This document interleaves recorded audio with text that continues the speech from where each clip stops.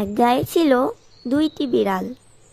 একটা থাকতো জেলেদের বাড়িতে, আর একটা থাকতো গোয়ালাদের বাড়িতে। জেলেদের বাড়ির বিড়ালটা কাঁকড়া, মাছ, মাছের কাঁটা এসব খেত, এই জন্য সে অনেক মোটা তাজা ছিল।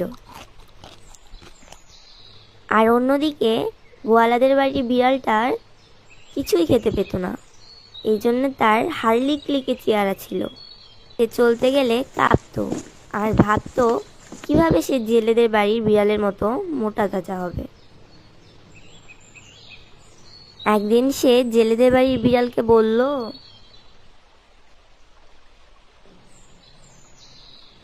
ভাই, আজ আমার বাড়িতে তোমার নিমন্ত্রণ। সব কিন্তু মিথ্যা কথা। যে নিজেই খেতে পারে না সে আবার অন্যকে খাওয়াবে কোথা থেকে? ব্যাটা, একবার শুধু আমার বাড়িতে চল। আমার মতো ঠ্যাঙানি গেলে তুই সেখানেই মারা যাবি। তখন আমি এসে জেলেদের বাড়িতে থাকবো।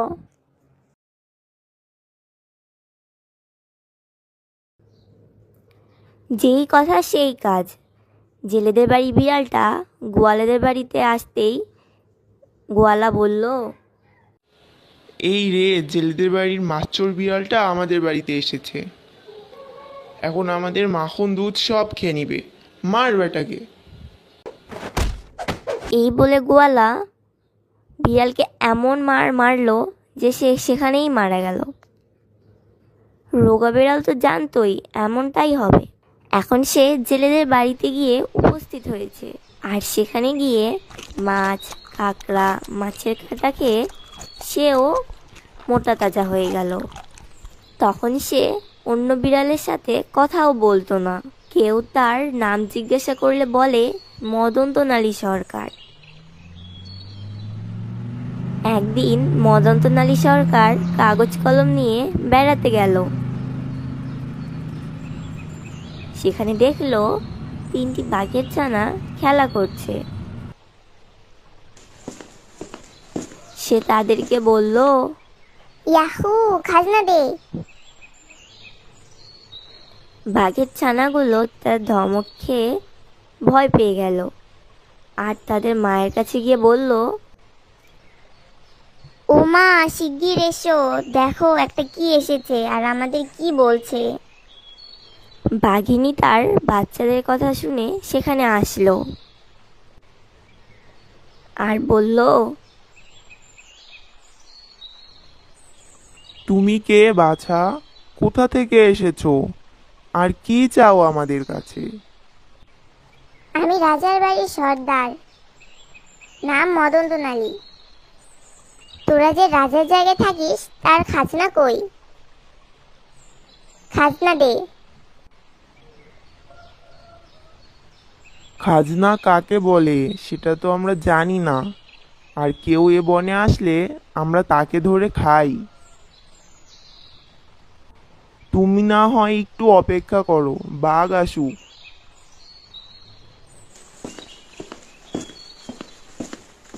তখন মদনতনালী একটি উঁচু গাছের তলায় গিয়ে লাগলো। এই রে, বাঘ বেটা তো চলে এসেছে, যাই গাছের মগ ডালে গিয়ে বসে থাকি।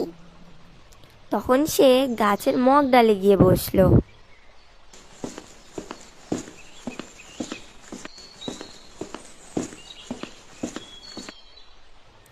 আর এদিকে বাঘিনী তো বাঘকে সব বলে দিয়েছে।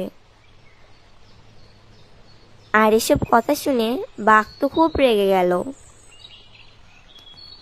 কোথায় সে হতভাগা? এখনই আমি তার ঘাড় মুটকে দিচ্ছি।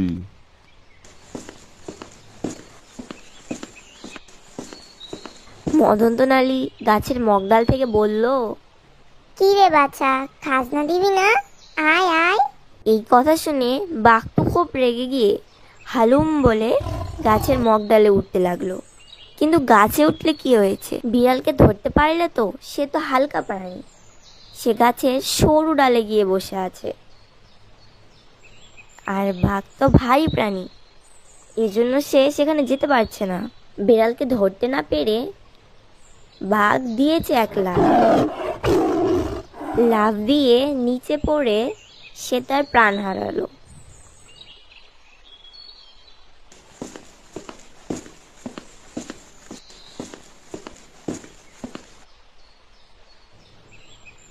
মদনতনালী তখন গাছ থেকে নিচে নেমে বাঘিনীকে বলল, এই দেখ কি করেছি, আমার সঙ্গে বেয়াদবি। এইসব দেখে শুনে তো বাঘিনী বেচারির ভয়ে প্রাণ বেরিয়ে গেল। সে বিড়ালকে বলল, দোহাই মদনতনালী সরকার, আমাদের প্রাণে মারবেন না, আমরা আপনার চাকর হয়ে থাকবো। আচ্ছা থাক, ভালো করে কাজকর্ম করিস আর আমার জন্য ভালো ভালো খাবার জোগাড় করিস। সেই থেকে মদনতনালী বাঘিনীদের বাড়িতে থাকে, বেশি বেশি খায়, আর বাঘের বাচ্চারা ভয়ে তার সব কথা শুনে আর তাকে মনে করে অনেক বড় লোক। একদিন বাঘিনী তাকে হাত জোড় করে বলল, মদনতনালী সরকার, এ বনে তো সব ছোট ছোট জানোয়ার, এগুলো দিয়ে তো আপনার পেট ভরে না। পাশে একটা বড় জঙ্গল আছে, সেখানে অনেক বড় বড় প্রাণী থাকে, আমরা সেখানে যেতে পারি। ঠিক কথা, চল সেখানেই যাই।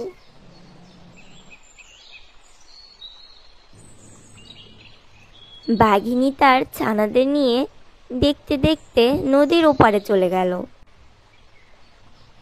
কিন্তু মদনতনালী কই? বাঘিনী ও তার বাচ্চারা অনেক খুঁজে দেখল মদনতনালী নদীতে ভাসছে আর হাবুডুবু খাচ্ছে। নদীর স্রোত তাকে ভাসিয়ে অনেক দূর নিয়ে গিয়েছে, আর ঢেউয়ের জন্যে তার প্রাণ যায় যায় অবস্থা হয়েছে।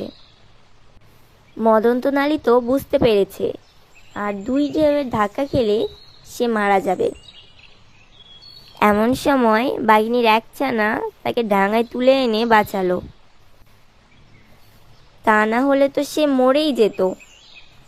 কিন্তু মদনতনালী তো তাদের সে কথা বুঝতেই দিল না। ডাঙায় উঠে সে রেগে গিয়ে বাঘের ছানাকে মারতে গেল, আর গাল যে কত দিল তার তো কোনো হিসাবই নেই। হতভাগা মূর্খ, দেখ তো এটা কি করলি। আমি কি এক চমৎকার হিসাব করছিলাম, আর তুই সেটা না শেষ হতে আমাকে তুলে আনলি, আর আমার সব হিসাব গুলিয়ে গেল। আমি গুনছিলাম নদীর কয়টা ঢেউ, কতগুলো মাছ, আর কতখানি পানি আছে। মূর্খ বেটা, তুই এর ভিতরে গিয়ে সব হিসাব গোলমাল করে দিলি।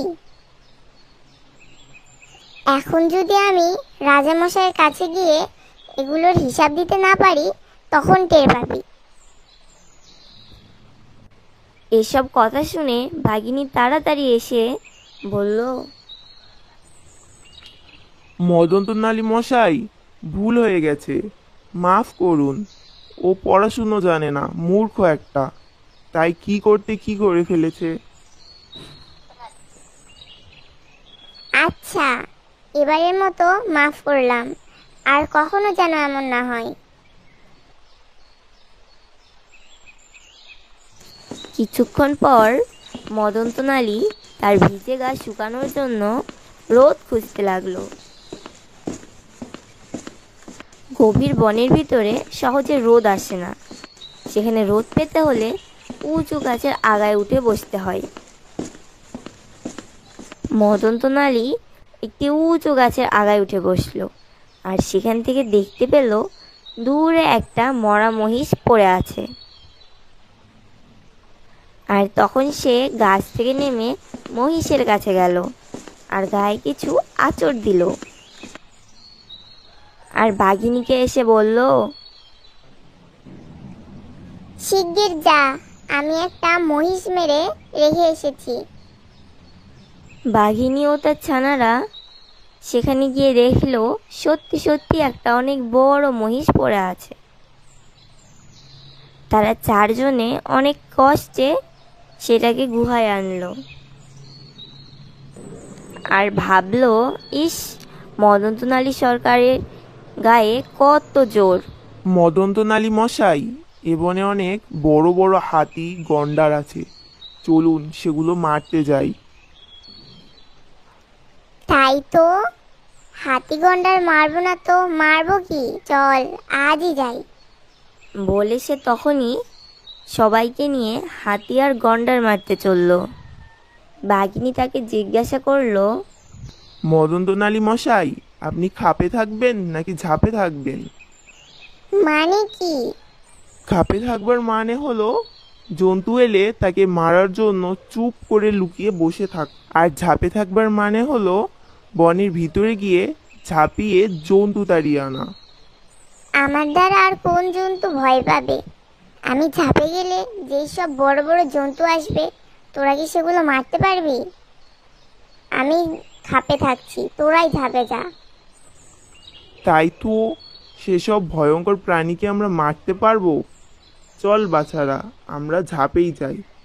এই বলে বাঘিনী ও তার বাচ্চারা বনের ভিতরে গিয়ে হালুম হালুম করে ঢেকে আর ঝাঁপিয়ে সব প্রাণীকে ভয় দেখাতে লাগলো। আর এইদিকে মদনতনালী জানোয়ারের ডাক শুনে ভয়ে একটি গাছের নিচে কাঁপতে লাগলো। এমন সময় একটি প্রাণী বনের ভিতর থেকে বাহিরে এলো, আর মদনতনালী সে প্রাণীকে দেখে ভয়ে গাছের পিছনে গিয়ে লুকালো। এমন সময় সেদিক দিয়ে এক হাতি যাচ্ছিল। হাতিটি যেতে যেতে মদনতনালীর উপরে পা তুলে দেয়, যার ফলে মদনতনালী সরকারের প্রাণ যায় আর কি। অনেক ঝাপাঝাপি করে বাঘেরা বলল, মদনতনালী মশাই না জানি এতক্ষণে কত জন্তু ধরেছে, চল একবার দেখে আসি। তারা এসে মদনতনালীর দশা দেখে বলল, হাই হাই, মদনতনালী মশাইয়ের এ কি হলো?